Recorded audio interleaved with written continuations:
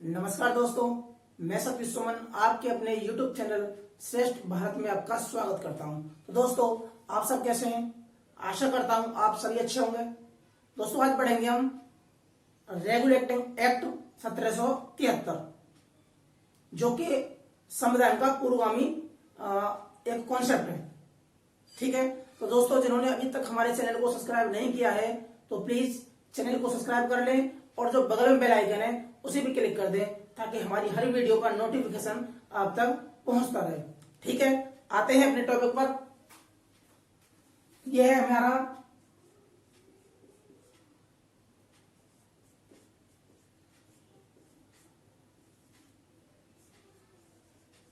Regulating act 1773।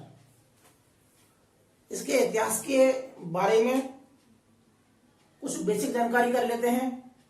तो सबसे पहले हमारे यहाँ जो अंग्रेज आए थे, जो इस कंपनी की जो स्थापना हुई थी, ईस्ट इंडिया कंपनी की, वो हुई थी 1600 में। कब हुई है? 1600 में इसकी स्थापना हुई है। और किसके द्वारा हुई है? यह है एलिजाबेथ प्रथम द्वारा। हमारे यहां जो अंग्रेज आते हैं, सबसे पहले आते हैं 1608 में। अब वो आता है हॉकिंस। और उस समय हमारे यहां जो शासन था वो था मुगलों का और राजा था जहांगीर। अगर प्रश्न आता है कि जब हॉकिंस आया था तो उस समय राजा कौन था, तो उत्तर है जहांगीर। ठीक है, अब आगे उसके बाद यहां पर जो ईस्ट इंडिया कंपनी आई थी, वो आई थी यहां व्यापार के उद्देश्य से। उनका मकसद इतना है कि हमें सिर्फ वहां से पूर्व से व्यापार करना है। लेकिन व्यापार करते करते उन्होंने हमारी प्रशासनिक जो बॉडी थी उस पर कब्जा कर लिया और करते करते हमारे पूरे भारत पर उन्होंने अपनी राजसत्ता स्थापित कर ली। ठीक है, उसके बाद एक बात और, ये आए थे मात्र 15 सालों के लिए। अब आता है कि 1757 में की पहली घटना मान लेते हैं राज्य स्थापना की। तो इन्होंने हमारे राजाओं के, जो भारतीय राजा थे, उनके कार्यों में इंटरफेयर करना चालू कर दिया। तो राजाओं के और इनके मतभेद जारी हो गए। एक बार औरंगजेब ने इनको हराया है, बाद में इन्होंने माफी मांग ली और फिर दोबारा काम करने शुरू कर दिया। ठीक है, तो पहला युद्ध होता है, उस युद्ध का नाम है प्लासी का युद्ध। प्लासी का युद्ध, यह युद्ध हुआ था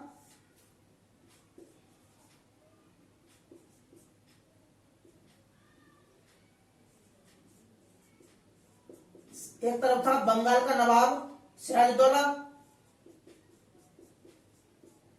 बंगाल का नवाब, और दूसरी तरफ था अंग्रेजों की तरफ से रॉबर्ट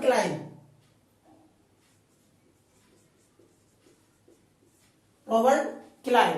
इस युद्ध में की घटना एक समझ लेते हैं कि जो इसका जो सेनापति था, एक नाम था उसका मीर जाफर। उस मीर जाफर को अंग्रेजों ने अपनी तरफ मिला लिया और यह कहा कि आपको सिर्फ युद्ध में भाग नहीं लेना है, बस इसके लिए, इसके एवज में आपको इसके मरने के बाद या इसके जाने के बाद हम बंगाल का नवाब बना देंगे। तो इस लालच में उसने विश्वासघात किया और इनके साथ मिल गया। ठीक है, दूसरा युद्ध होता है 1764 में और उसका नाम है बक्सर का युद्ध। बक्सर का युद्ध, यह है 22 अक्टूबर।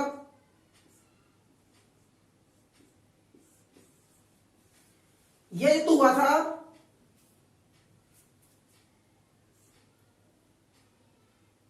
मीर कासिम, मतलब बंगाल का नवाब है मीर कासिम और अंग्रेजों की तरफ से था हेक्टर मुनरो। Hector Munro. इसमें एक बात और ध्यान देने की है एग्जाम के पर्पज से कि इसके साथ ये अकेला नहीं था, इसके साथ दो सेनाएं और थी, यानी कि तीन सेनाओं का संयुक्त एक सेना बनाई गई थी। और इन तीनों में एक था अवध का नवाब शुजा उद्दौला। शुजा उद्दौला। ये सिराजुद्दौला अलग है, ये बंगाल का नवाब है। ये अवध का नवाब है शुजा उद्दौला, दोनों अलग अलग हैं। दूसरा था मुगल राजा था शाह आलम। शाह आलम द्वितीय। तो एक तरफ मीर कासिम, शाह आलम द्वितीय और शुजाउद्दौला, और दूसरी तरफ अंग्रेजों की तरफ से हेक्टर मुनरो। इस युद्ध में भी अंग्रेजों की जीत होती है और ये अंग्रेजों की सत्ता की निर्णायक जीत मानी जाती है। इसके बाद उन्होंने प्रशासनिक रूप से हमारे राज्यों पर कब्जा करना शुरू कर दिया था। ठीक है दोस्तों।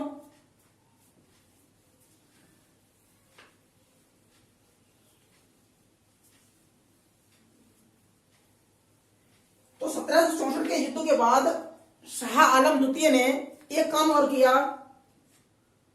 यह था 1765 में। शाह आलम द्वितीय कौन है? मुगल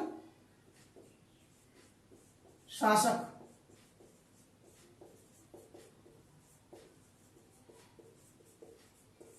शाह आलम द्वितीय ने अंग्रेजों को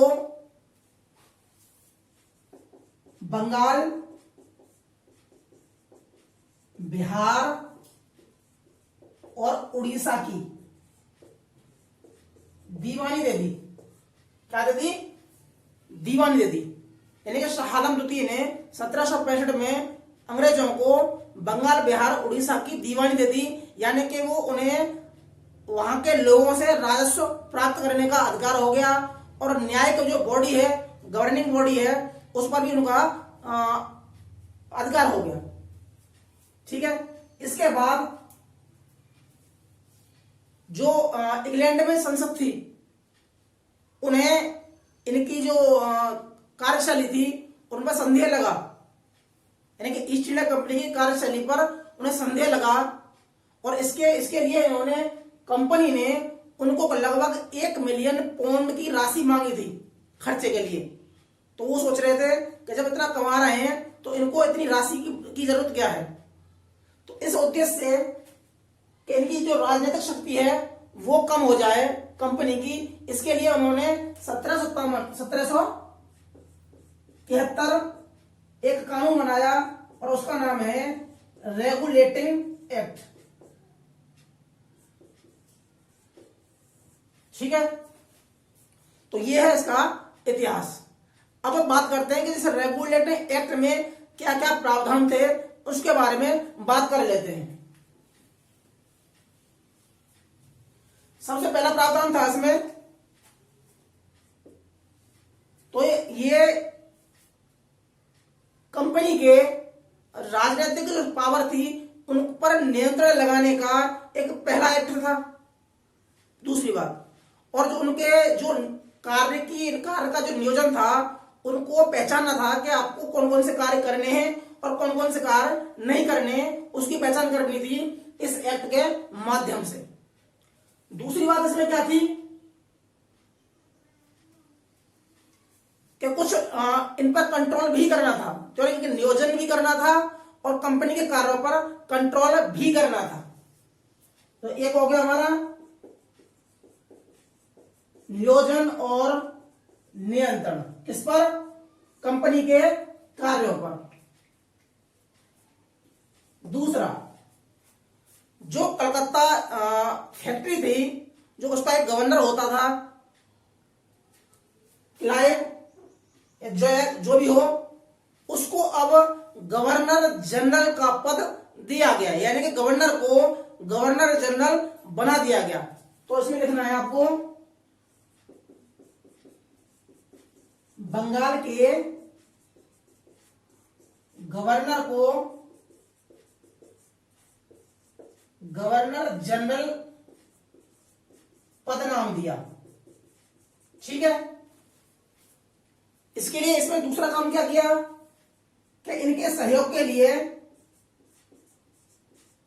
4 सदस्यीय कार्यकारी परिषद का भी गठन किया गया। तो इन्हें एक गवर्नर जनरल बना दिया गया और इनके सहयोग के लिए 4 सदस्यीय कार्यकारी परिषद का गठन किया गया। तो इसमें जो पहले गवर्नर जनरल हैं बंगाल के, वो हैं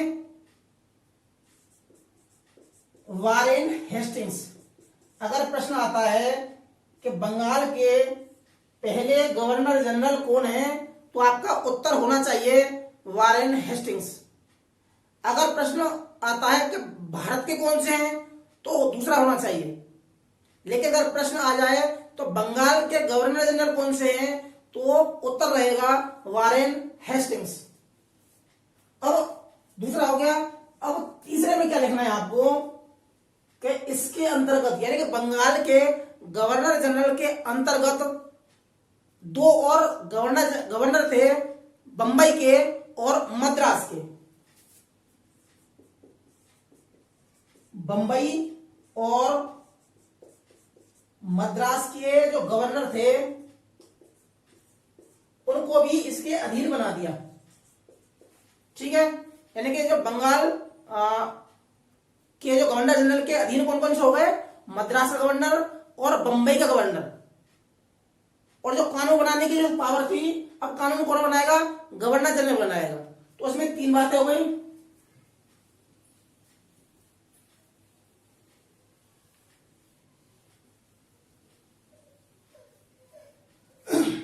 अगली बात है इसमें चौथी कि न्यायिक प्रशासन के लिए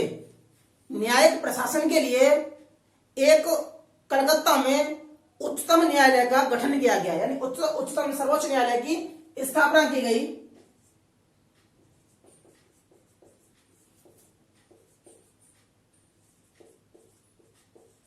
सर्वोच्च न्यायालय की स्थापना।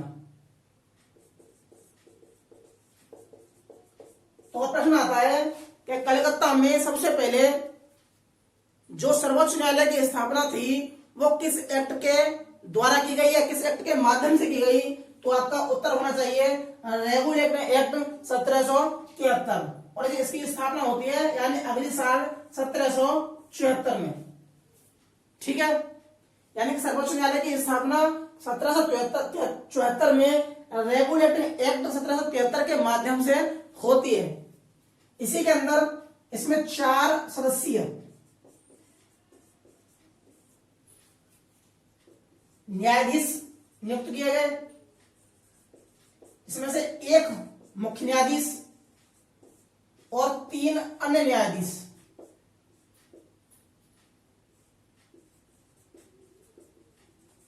अब मुख्य न्यायाधीश का अगर नाम आता है तो वह इलिजा इम्पे कह लें या एलिजा इम्पे कह लें, एक ही बात है।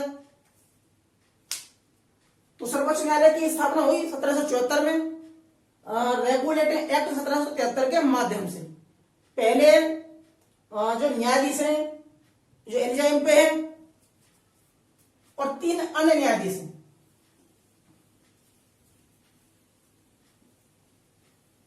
इसमें एक अगला कानून और बनता है, जो कंपनी की गवर्निंग बॉडी थी, कंपनी की कार्यकारी जो परिषद थी, जो कहते हैं डायरेक्टर बॉडी, उनको यह काम दिया गया, उनको यह जिम्मेदारी दी गई कि आपको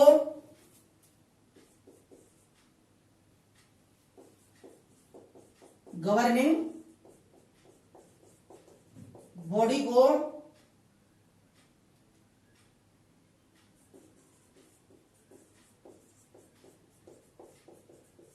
ब्रिटिश संसद में, यानी गवर्नर बॉडी अब ब्रिटिश संसद को जानकारी देगी। किसकी जानकारी देगी? सभी प्रशासनिक कार्यों की,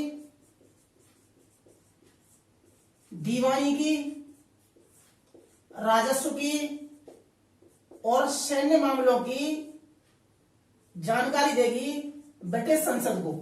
ठीक है, यानी कि जो कंपनी की जो बॉडी है, जो 24 सदस्यीय थी, कितने मेंबर उसमें 24 सदस्यीय मेंबर हैं, उनको ये जिम्मेवारी है कि आपको जो ब्रिटिश में संसद है उसको जानकारी देनी है कि आपने भारत में क्या चल रहा है सैन्य मामलों में, राजस्व मामलों में और दीवानी मामलों में। ठीक है, अगला है इसी में कि जो कंपनी के कर्मचारी हैं, कंपनी के कर्मचारियों के लिए एक कानून बन गया कि आपका जो निजी व्यापार होगा, कि आप निजी व्यापार प्रतिबंधित हो गया,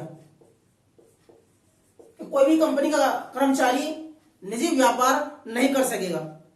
ठीक है, एक ये भी नियम कानून इसमें माना जाता है।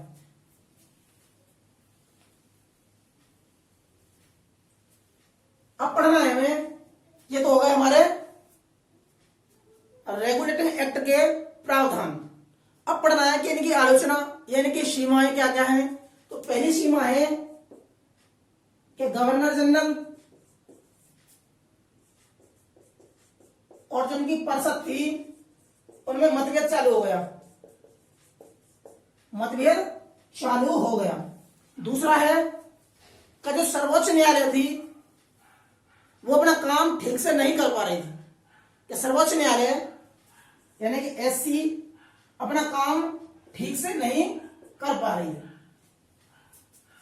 अगला है कि कानून तो बन गया लेकिन यानी न्यायालय तो बन गया, लेकिन न्यायालय किस कानून के हिसाब से चले, यानी कि जो भारत में नया कानून बना है उसके हिसाब से चलना है या ब्रिटिश का जो संसद में कानून बना है उसके हिसाब से चलना है, वो अभी तक तय नहीं किया गया था। तो तीसरा है कि कानून कहां का चलेगा, कानून कहां का चलेगा, भारत का या ब्रिटेन का। ठीक है, इसमें और एक बात घटना घट गई थी कि बंगाल के जो एक पूर्व दीवान थे नंद कुमार और जाति से ब्राह्मण थे, उनको जालसाजी के जुर्म में, जालसाजी के आरोप में उनको फांसी की सजा दी गई थी। जो इतिहास में ऐसा कभी नहीं हुआ था कि इतने बड़े आरोप में किसी ब्राह्मण को फांसी की सजा हुई हो। इससे क्या है, पूरे बंगाल में तनातनी का माहौल हो गया, पूरे बंगाल में सनसनी फैल गई। अगला